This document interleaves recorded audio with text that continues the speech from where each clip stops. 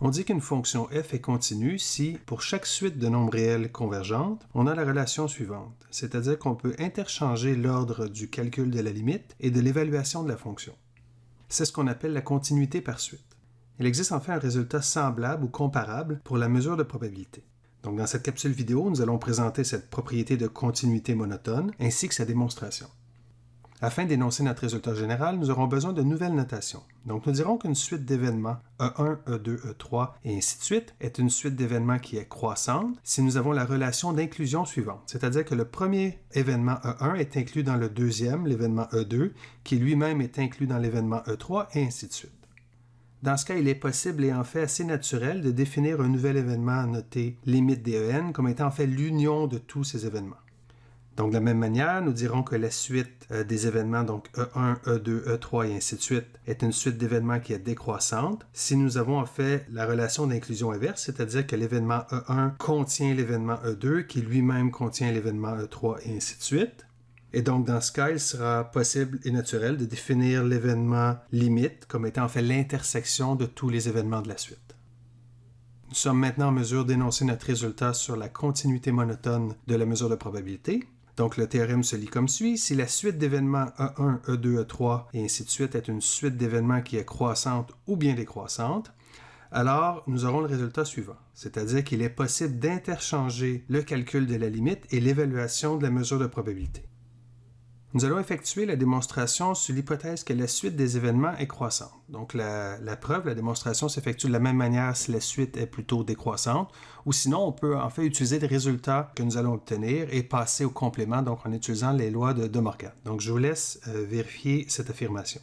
Donc, on a une suite d'événements qui est croissante, donc je vous rappelle que ça signifie la chose suivante. Et donc, graphiquement, on a la situation suivante. L'idée de la preuve ici, c'est de se définir une nouvelle suite d'événements, mais une suite d'événements qui seront disjoints. Débutons, donc on va définir le premier événement F1 comme étant en fait tout à fait égal à l'événement E1. Ensuite, pour l'événement F2, je vais prendre tout ce qui est dans E2, mais qui n'était pas dans E1. Donc, je vais le définir de la façon suivante. Donc finalement, F2, c'est exactement ce qui se trouve ici. Et je vais procéder donc de la même manière pour ce qui suit. Donc, si j'y vais pour une troisième fois, donc F3, ça va être tout ce qui se trouve dans E3, mais qui n'était pas dans les deux événements précédents, donc E1 et E2. Donc, tout ce qui n'était pas dans les deux événements précédents. Et évidemment, puisque E1 est inclus dans E2, je pourrais aussi écrire.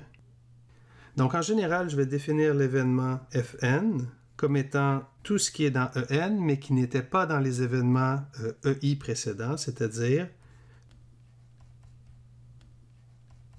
j'ai donc cette définition-là ici pour tous les n à partir de 1. Donc maintenant, il suffit de remarquer les deux choses suivantes. Donc premièrement, pour tout n, c'est-à-dire que l'union des fi pour i allant de 1 jusqu'à n est égale à l'union des ei pour les mêmes indices. L'intérêt d'avoir défini les fi, c'est que l'union des fi est en fait une union disjointe. Mais évidemment, puisque les ei forment une suite croissante, j'aurai que l'union ici est égale à en. De la même manière, si je prends l'union de tous les fi, j'aurai égalité avec l'union de tous les ei. Par contre, pour cette union des ei, j'ai une nouvelle notation qui est en fait la notation limite. Et je vous rappelle en terminant que l'union des fi est toujours une union qui est disjointe.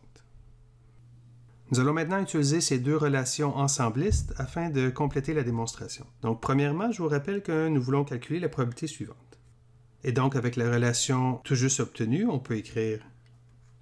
Et je vous rappelle ici qu'il s'agit d'une union disjointe. Et donc, je vais utiliser la propriété de sigma additivité de la mesure de probabilité, c'est-à-dire que même si l'union est infinie, je vais pouvoir écrire la chose suivante. Et maintenant, l'idée, c'est de considérer cette série comme étant la limite des sommes partielles. Et maintenant, de réutiliser la propriété d'additivité de la mesure de probabilité, mais cette fois-ci sous sa forme finie.